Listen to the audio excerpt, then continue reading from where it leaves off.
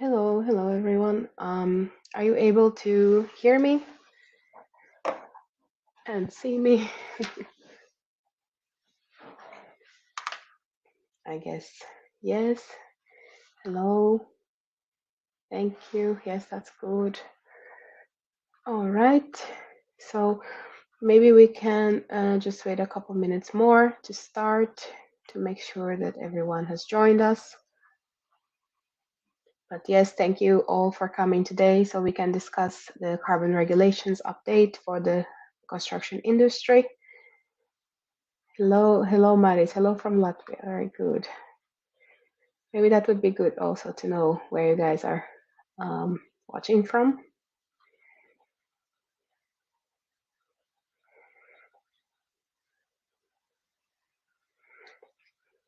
Germany, very good.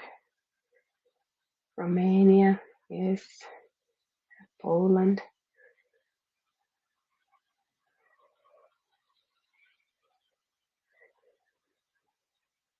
Very good. London, Florida. Must be quite early.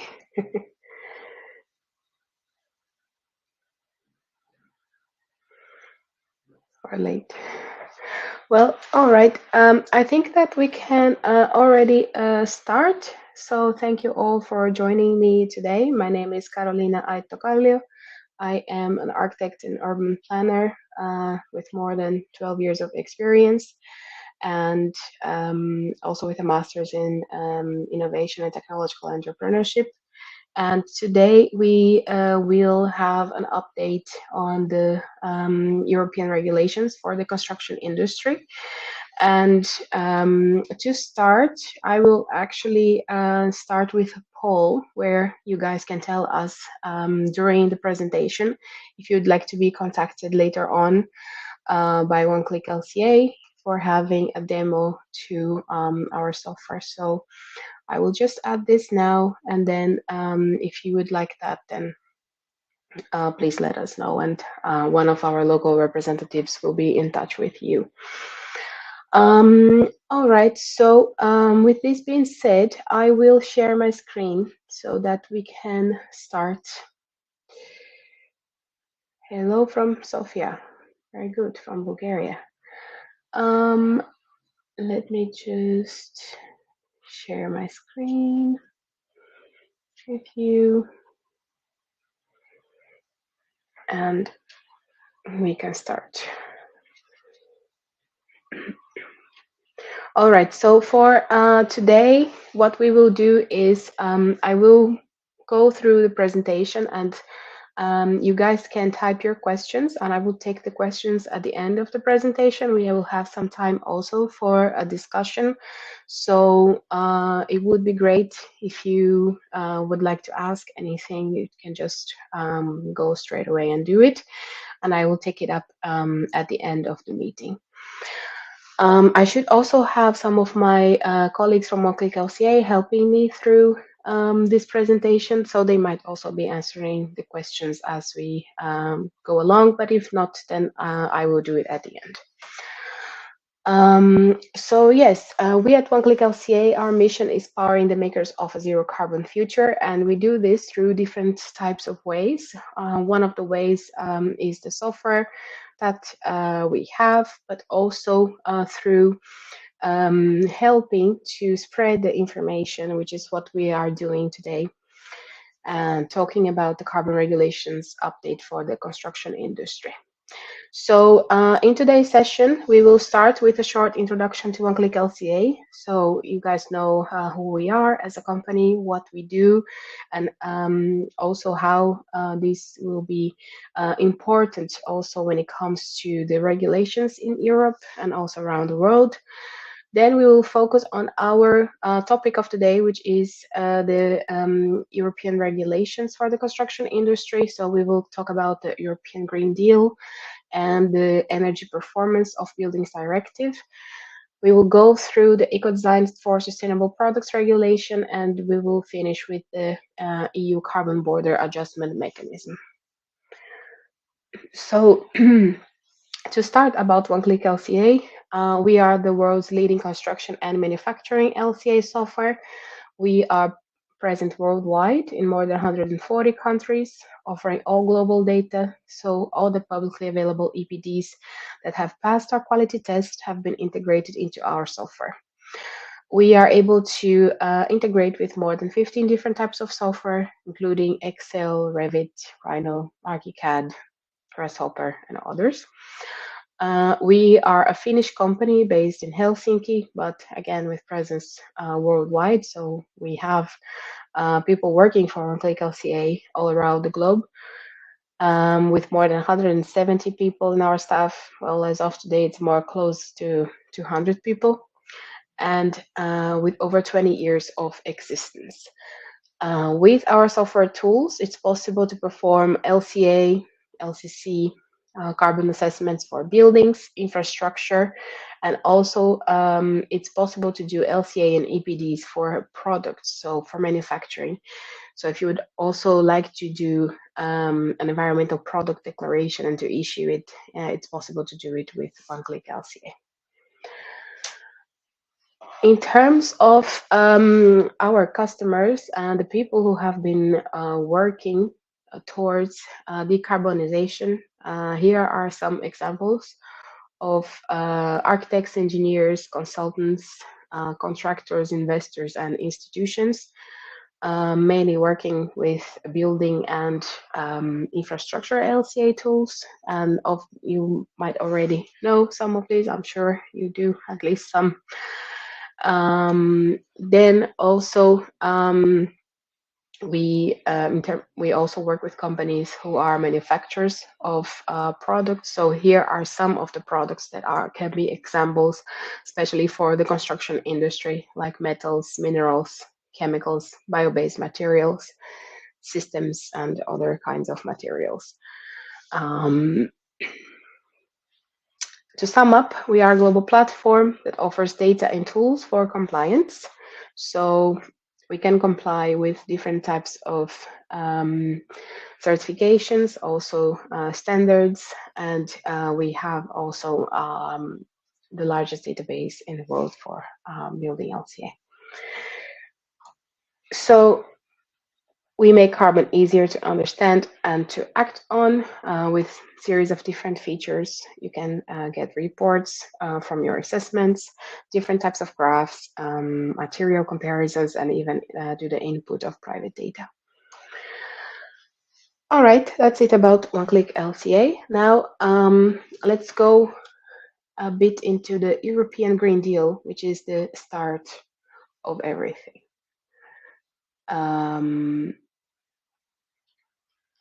So yes.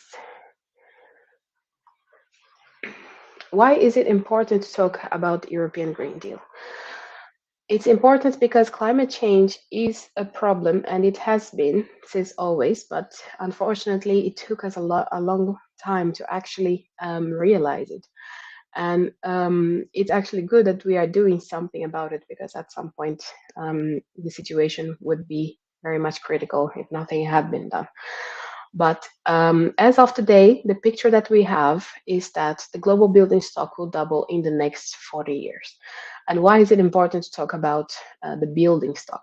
Because the construction industry represents almost 40% of where the carbon emissions are coming from, so the source of carbon emissions.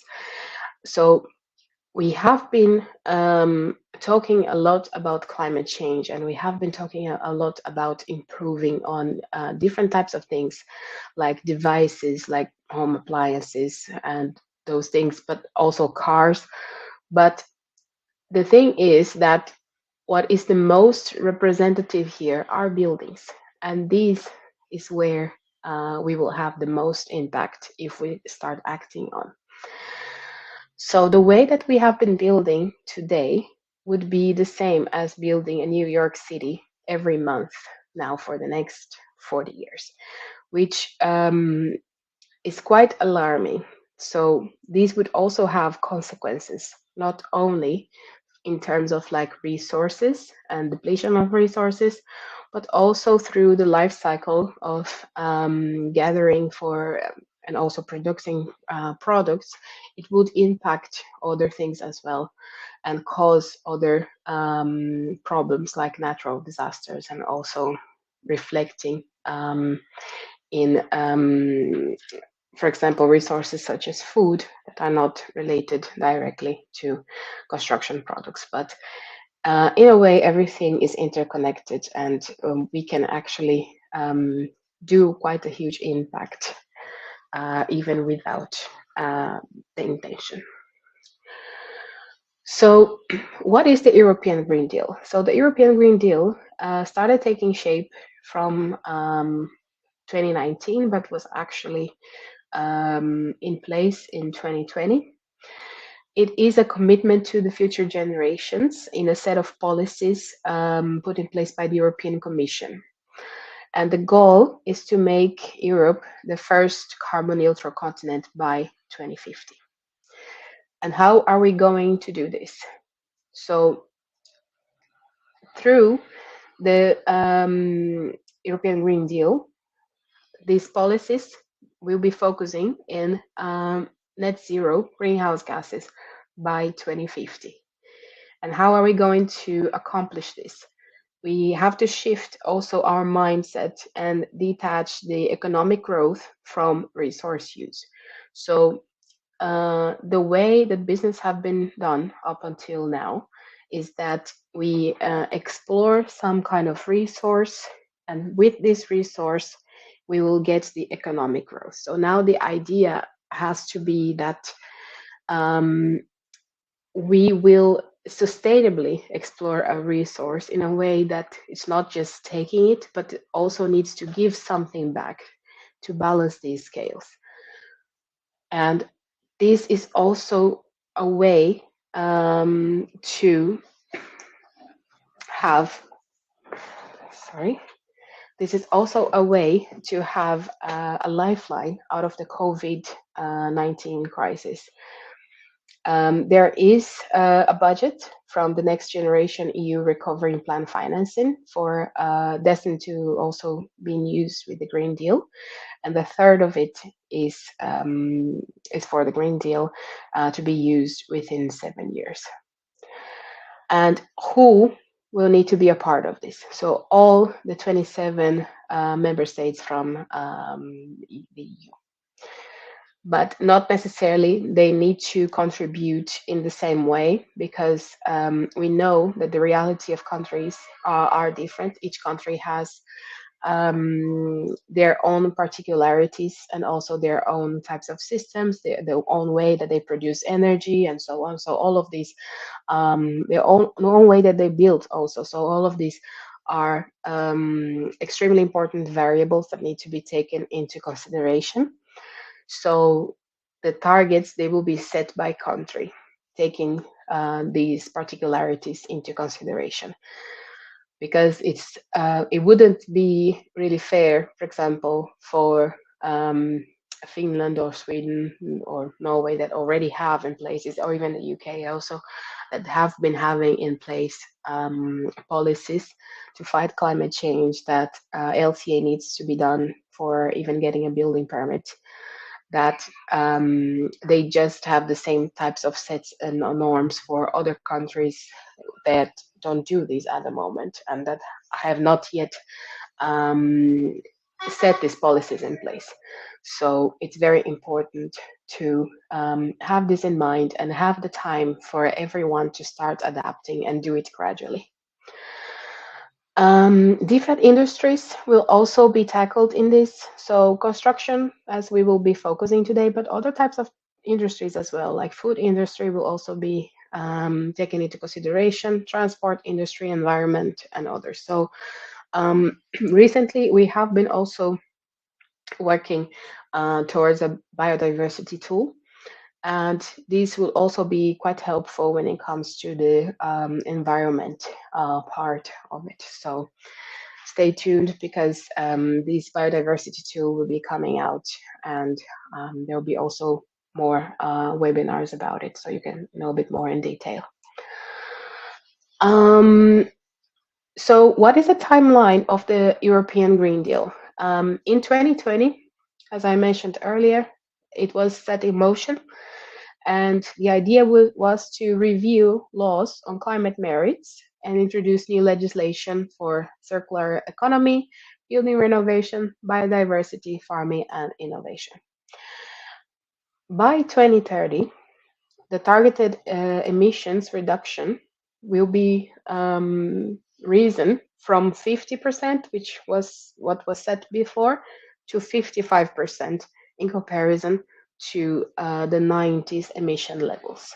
So we have here an increase in target, and this has happened because the previous target has not been possible to be met. So now we actually have to have some kind of race against time, but it will it will be set in motion in a way that it will be possible to do it with the right commitment from everyone.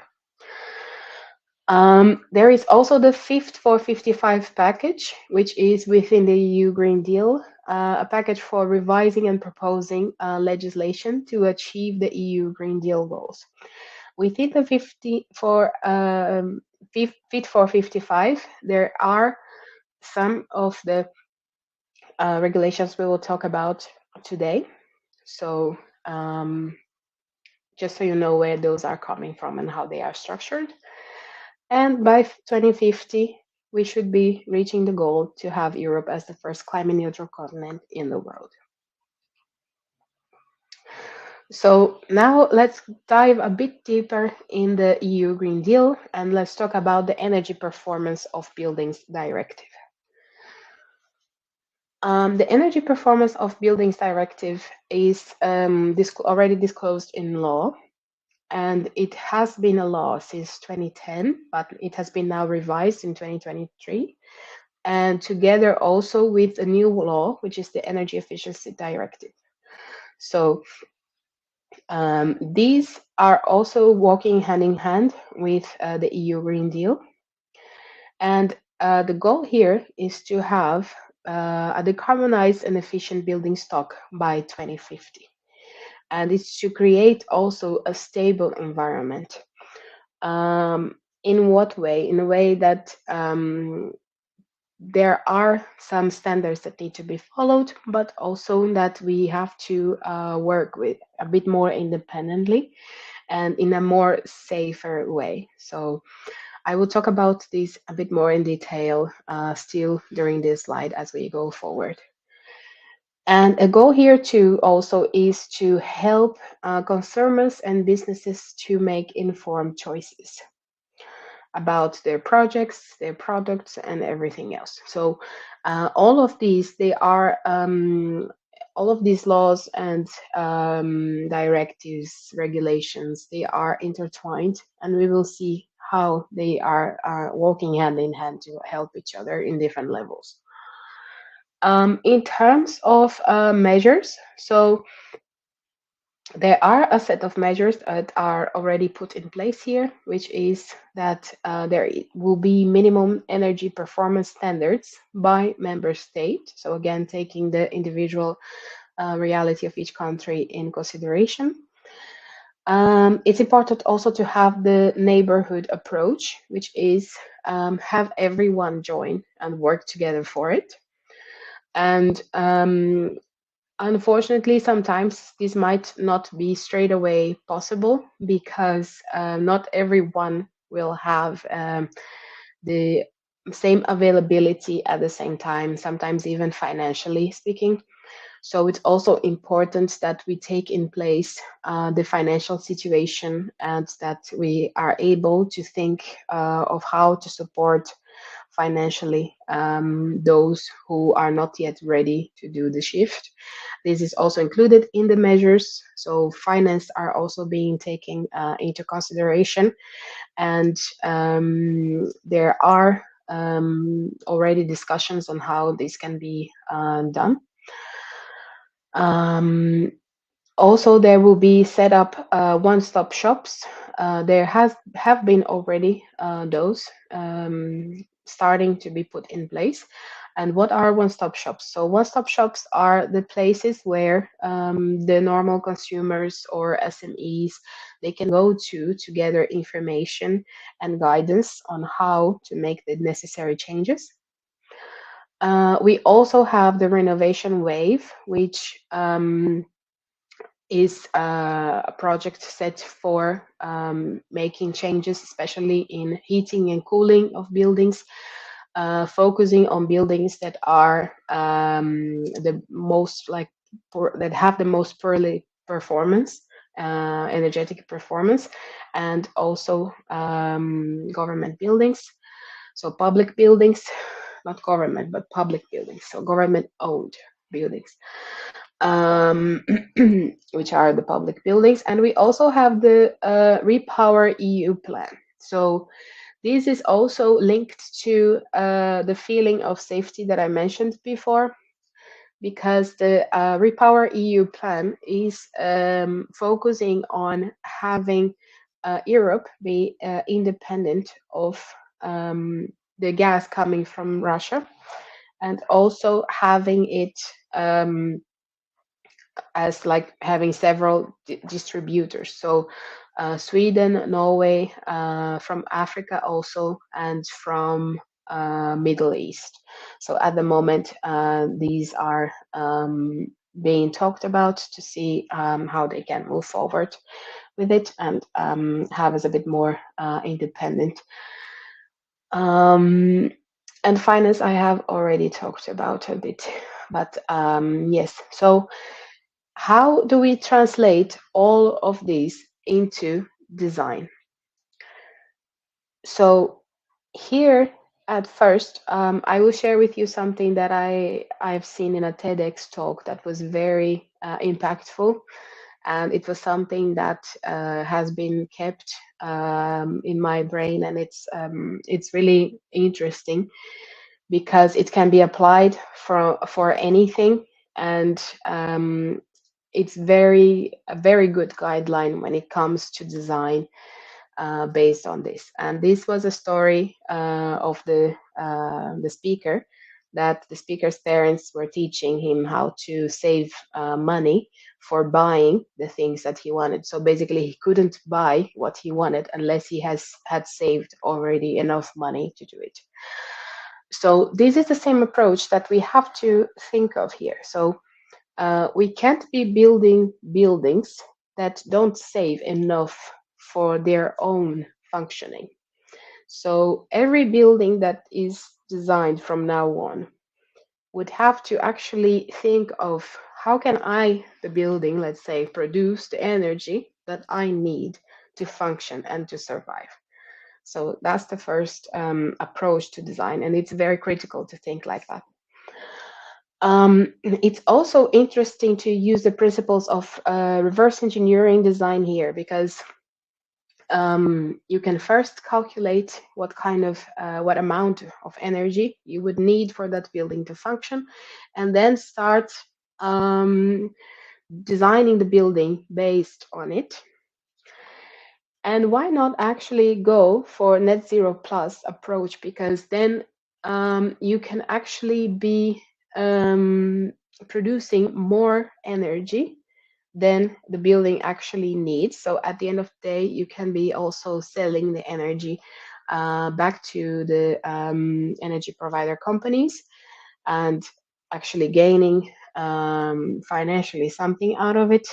For homeowners, that can be interesting, as I also saw in the same talk, that they would be getting not only like retirement checks, but also getting some check from the energy provider company. So helping with the savings there too.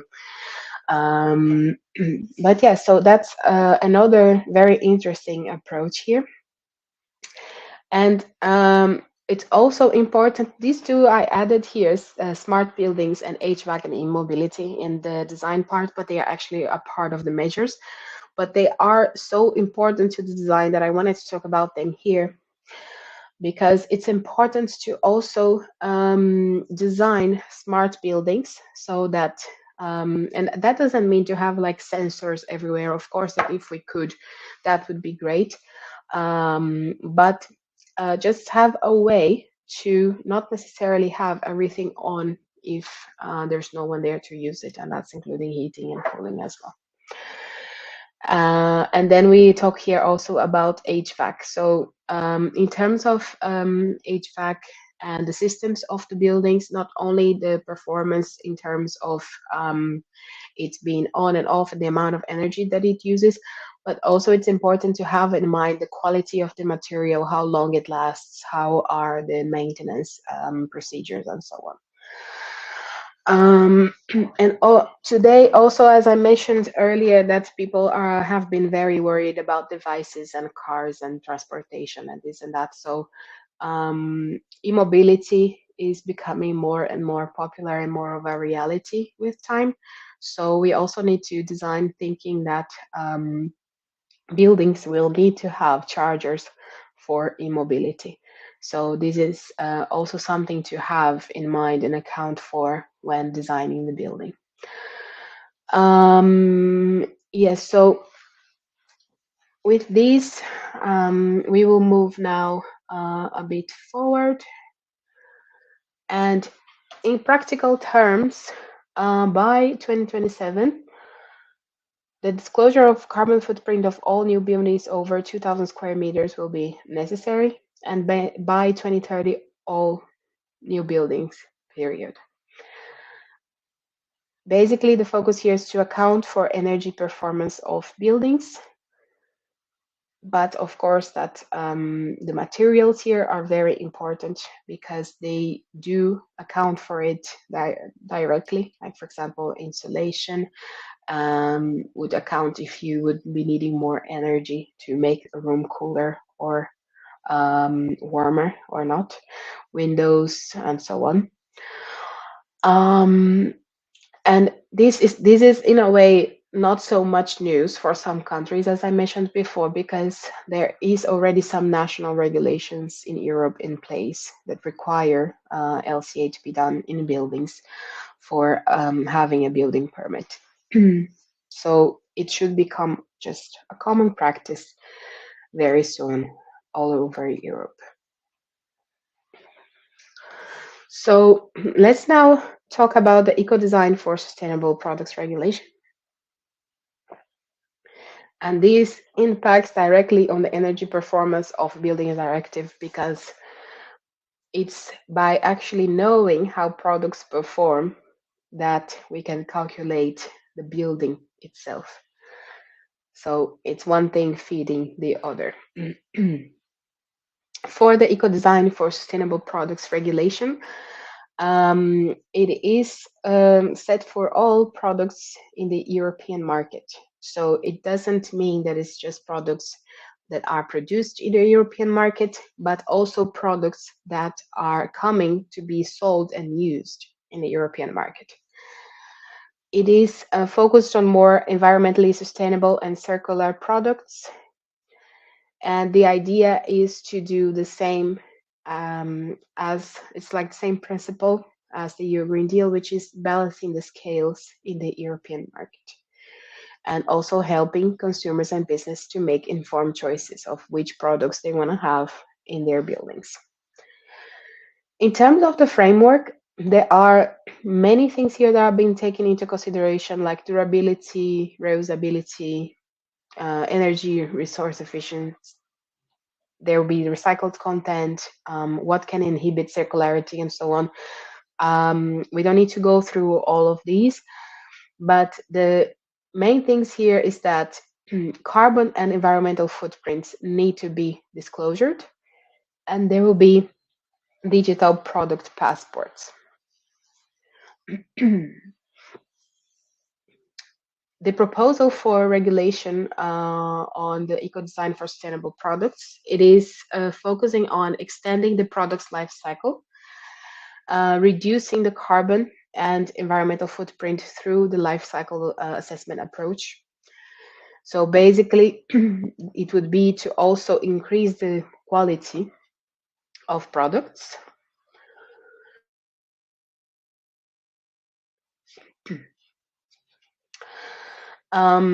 it would be ensuring that they are in line with circular economy principles and carbon neutrality. So again, coming back to net zero GHG by 2050.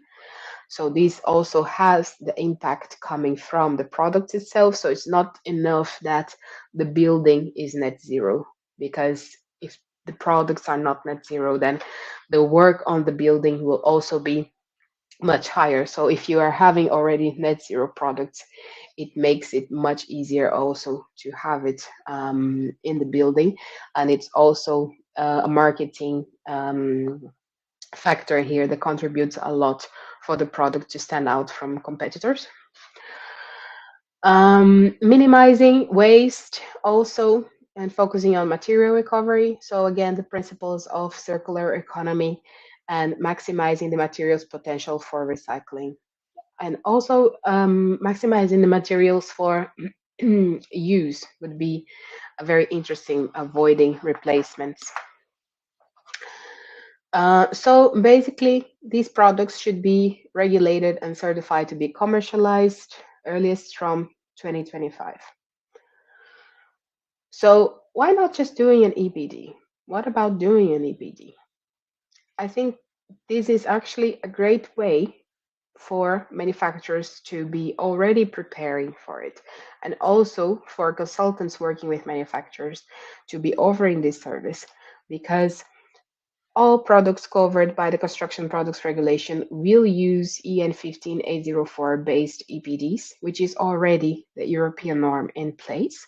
So doing an EPD would cover it. Other products using buildings would also use ISO 14067, or maybe the product environmental footprint, which is also already possible to do. And pure consumer products are expected to apply carbon footprint, or the PEF again. So basically, the regulations are just telling us that what we already have, we just need to do it. So here is a huge tip for manufacturers and consultants working with manufacturers of construction products. Do an EPD. Do it as soon as you can, because not only, well, it's valid for 5 years. So then when all of this comes into place, you already have the document that you need. If there are changes that you need to do in your product, by doing the EPD now, you still have the time to work in research and development and see how you can change your product to be more towards net zero, if not achieving already net zero. And it will set you ahead of the curve, not only for market purposes, but also for compliance purposes. So what is an EPD basically here? The EPD, it's a trustworthy document attesting to the environmental performance of the product. It's based on different standards, some of those that I just mentioned, verified by a third party and published by a program operator. For the EPD, you just need the environmental performance data only. So basically your recipe, trade secrets, all of these, they can be kept a secret still, but you just need environmental data for it. There's no need to share manufacturer sensitive information. So basically that's the way here. It's through the LCA methodology, and it can be representative of either a product, a factory, sometimes even various manufacturers like associations. That can be also done, and valid for 5 years, as I mentioned before. It takes into account the whole life cycle of the product. So basically from the extraction of raw material to the end of life and benefits beyond it. And these are here the life cycle stages according to the European norm. So here we see the energy already can be accounted for, not necessarily for all materials, but if it's a material related to energy directly, it can. Not always the use stage will be included or is necessary to be included, but whenever so, it's possible to do it. And there is also the D module, which accounts for benefits and loads beyond the system boundary, that will also help to account for the circularity purposes as well. So yes, for manufacturers and consultants working with manufacturers, just start doing EPDs. That's the way to go. Well, for those working with building LCA, I will also give you a tip so that you're not left out. The levels framework is already being accepted for the energy performance of building directives. So this is also possible to work with this tool for that. So basically, we already have the tools. We just need to make them a part of our everyday life, of our design process, as we have been doing, for example, for other things before, like manufacturers of electronic products have been doing that already in terms of energy. So this is now going to be also in terms of emissions as well.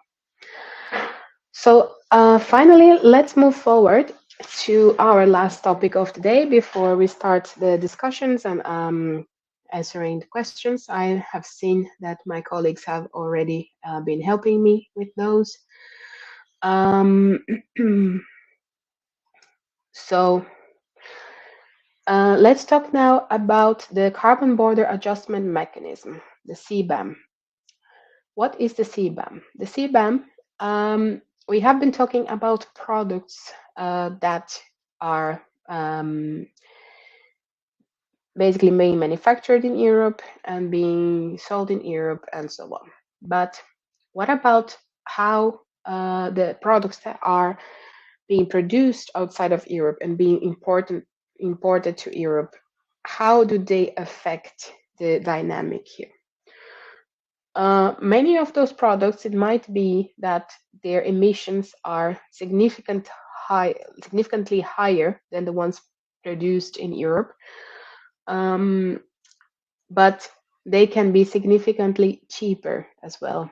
So there is the competitiveness factor here that would be sounding attractive for the buyers of those products.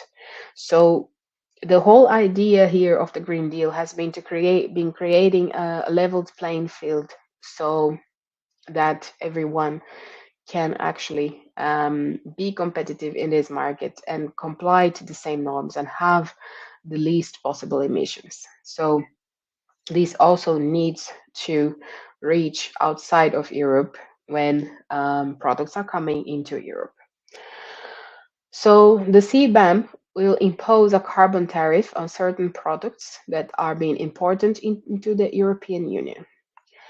The goals here are to avoid the risk of carbon leakage and preventing these carbon-intensive products from filling the EU market by reducing the emissions in the international trade and also encouraging that cleaner industrial production is taken not only in Europe but also worldwide.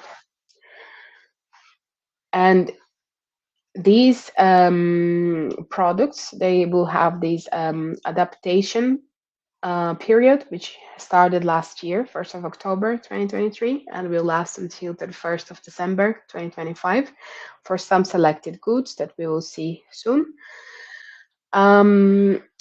So basically here, what this is doing is not only fostering a cleaner production worldwide, but also the conscience of the buyers within Europe to actually take responsibility for the products that they purchase. So focusing not only on the costs, but also with the environmental impact. So now we are in this transitional phase of the CBAM, and we have the reporting that has already started now. From the first one was end of January 2024, and it was about Q4 of 2023. But how does this reporting is done? So right now for this transitional phase, it can be a full reporting according to the new methodology, which is the European methodology.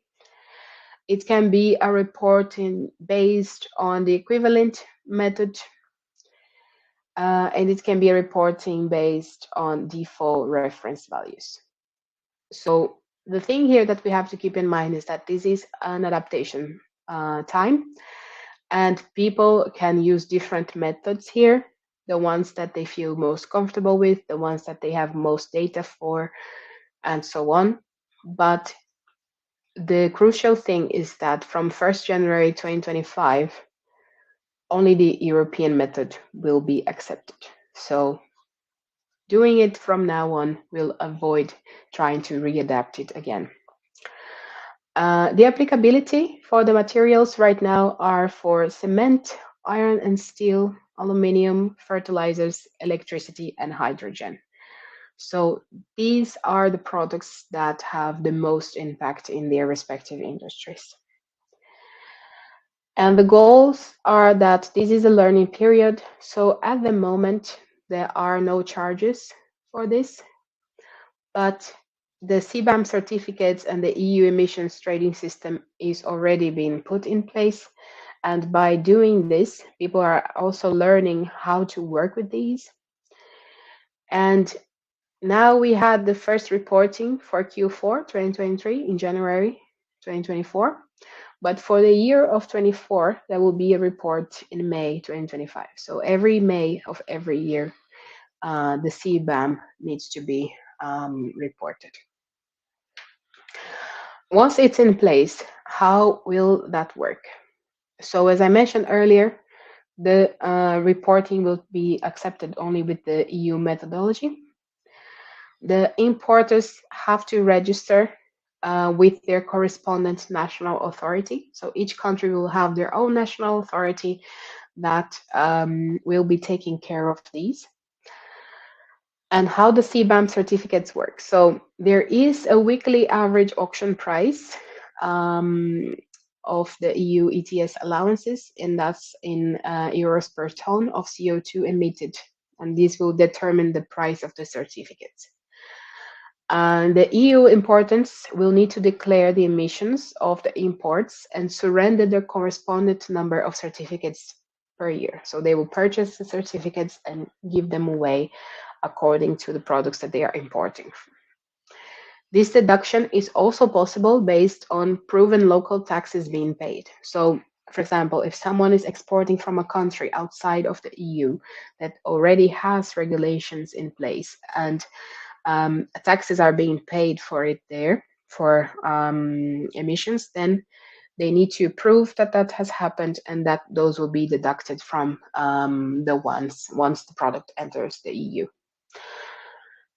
So all of this has been bringing up some concerns as well, especially for manufacturers outside of Europe in terms of the economic impact on their developing nations, because not necessarily they have the resources to decarbonize their products right away, to focus on manufacturing processes and so on, or even clean energy grids. That might not be something that they can do so fast. It is also with that, in a way, having an effect in competitiveness. So they are very worried with it, and also the EU importers. But in a way, this leaves room for technology transfer and green finance to support those as well. So with this, well, I want to say thank you very much for staying with me so far.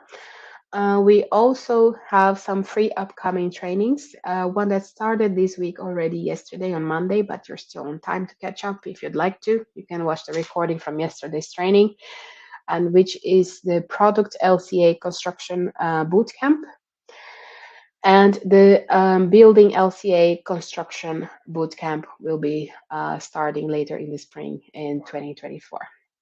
These are free trainings held in One Click LCA Academy. They are 1 week long trainings, and by completing the trainings and the exam, you get a certificate.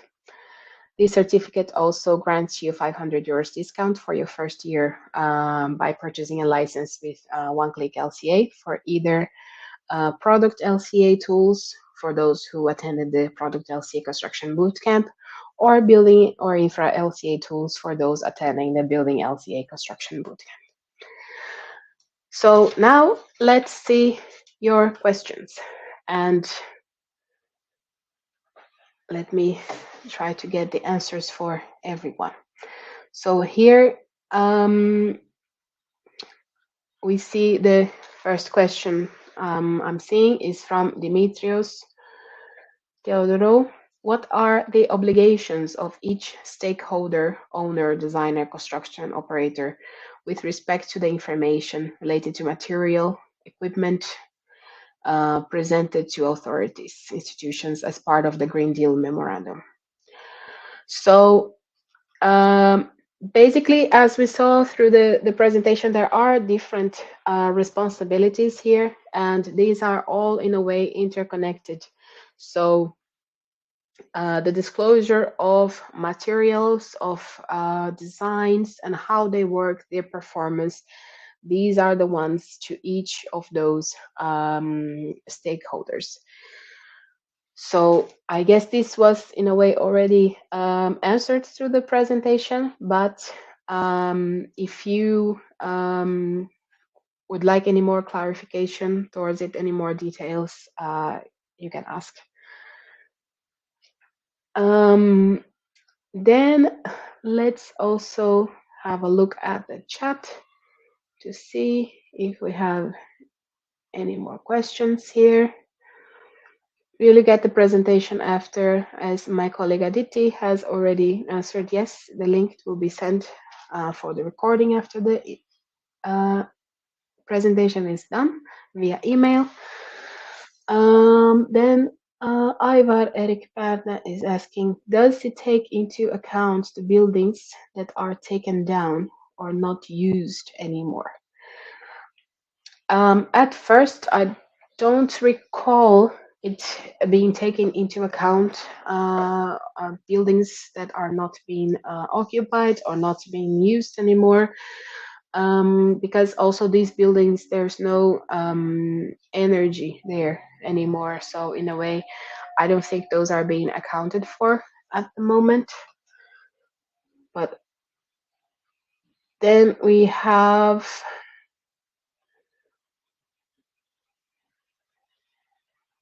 let me see if there's another questions here. Okay, now I see some more. How will the implementation of CBAM affect voluntary carbon markets?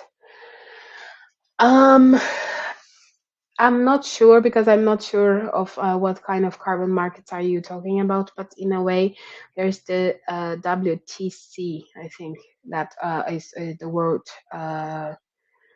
trade is for carbon, and these is already in a way the same kind of concept as the ETS, but it's just being a bit more formal in this sense. So whoever is already working with those already will have some better grasp when the CBAM is taking into place. But if voluntary carbon markets are within Europe, then I don't think that will be working that well with CBAM unless it's like outside of Europe. Then you can prove that these have been bought there, and then see how that would be working with the importing.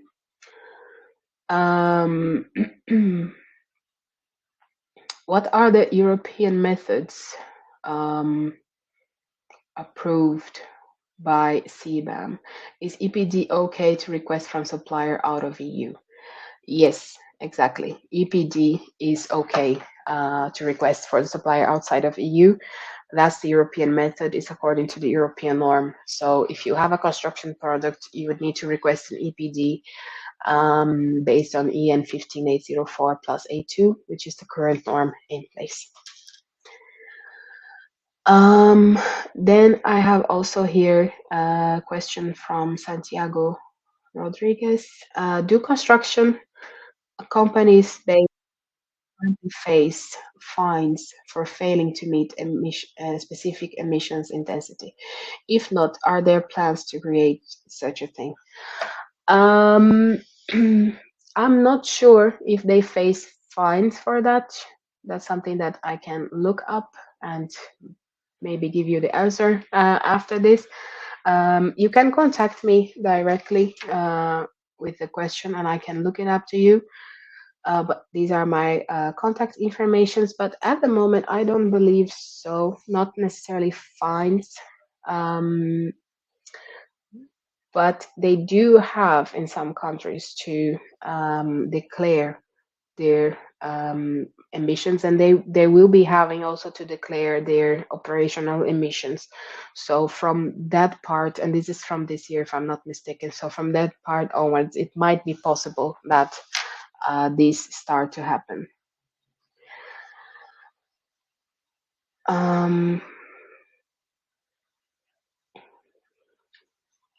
Let me have a look here if we have any more questions.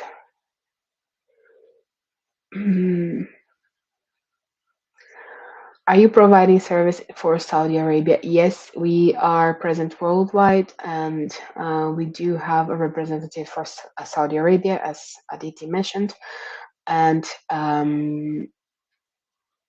you can contact us. You can send an email to sales@oneclicklca.com, and then we can help you with it as well. So again, as I mentioned earlier, we are reaching the end of the presentation, and we do have the poll here. So if you would like to be contacted for free consultation or demo, then you can answer here in the poll with a yes. So Muhammad, you can also do it right now with clicking on yes, and we will get back to you, or also send an email directly to sales@oneclicklca.com. But yes, so are there any further questions that you guys would like to ask? Give it a bit more time.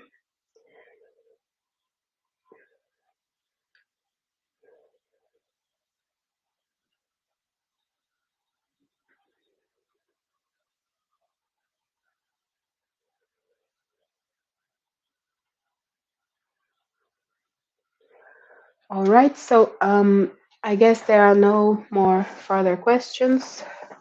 So thank you all for attending today, and the recording of this session will be sent to your email at the end of the presentation. If you have any further questions about it, please feel free to send me an email or to contact me with any of the other contact options here. And well, thank you all again. Hope you have a good rest of the day. And don't forget to check out the free trainings in One Click LCA Academy, because they are very good in helping you prepare for the upcoming regulations.